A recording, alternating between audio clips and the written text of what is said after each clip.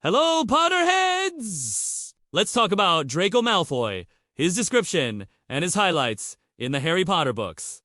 Let's go. Draco Malfoy is characterized by his pale, pointed face, sleek white blonde hair, and cold, gray eyes. He is the only son of Lucius and Narcissa Malfoy, an immensely wealthy, pure-blood wizarding family with a deep history of belief in blood, purity, and loyalty to the Dark Lord. Raised in luxury at Malfoy Manor, he was instilled with prejudiced views toward other pure-blood families who betrayed their kind, and those not in Slytherin house. He enters Hogwarts as a self-assured, arrogant bully, quickly establishing himself as the chief rival to Harry Potter outside of Voldemort himself. Mainly due to his father's influence and his own desire for power and recognition, Draco's time at Hogwarts begins with an immediate attempt to befriend Harry Potter, which Harry rejects, setting the stage for their bitter rivalry. In Philosopher's Stone, he tries to get Harry, Ron, and Hermione into trouble, showing an early talent for manipulation and rule-breaking when it suits him. In Chamber of Secrets, he becomes the new Slytherin Seeker after his father.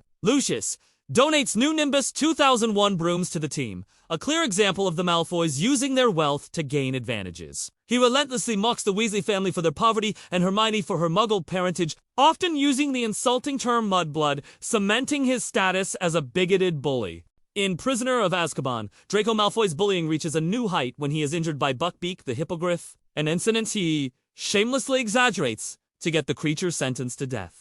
This act reveals his capacity for maliciousness and his willingness to use his family's influence to avoid consequences. His father, Lucius, later ensures Buckbeak is nearly executed. During the events of Goblet of Fire, as the Triwizard Tournament takes place, Draco acts as a snide commentator, spreading rumors about Harry and using Potter Stinks badges. His contempt for those he deems inferior is clear, and he remains a staunch supporter of his father, who attends the Quidditch World Cup alongside Death Eaters and later appears in the shadows after Voldemort's return. The return of Lord Voldemort at the end of Goblet of Fire solidifies Draco's alignment. In Order of the Phoenix, he is given authority as a member of Dolores Umbridge's Inquisitorial squad, allowing him to wield power over other students and further harass Harry and his friends. He plays a key role in capturing members of Dumbledore's army. The following year, Half-Blood Prince marks a drastic shift.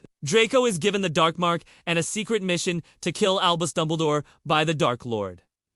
This mission is a punishment for Lucius Malfoy's failure. Draco struggles intensely with the task, showing fear and a disturbing descent into darkness as he works to repair the vanishing cabinet to let Death Eaters into the castle. He ultimately disarms Dumbledore but cannot commit the murder, which is instead done by Severus Snape in Deathly Hallows.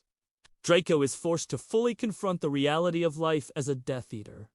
His family's home, Malfoy Manor, becomes Voldemort's headquarters, and he lives in constant terror. When Harry, Ron, and Hermione are captured and brought to the manor, Draco hesitantly and fearfully denies that Harry is the person they are looking for. A small but critical act of defiance against the Dark Lord. He later fights reluctantly in the Battle of Hogwarts School, clearly torn and unwilling to fully commit to the Death Eater's cause, prioritizing his parents' safety above all else. His final act in the war is not one of battle but of survival and a silent acknowledgement of his mistakes, marking the beginning of his eventual separation from the ideology he was raised in following Voldemort's defeat.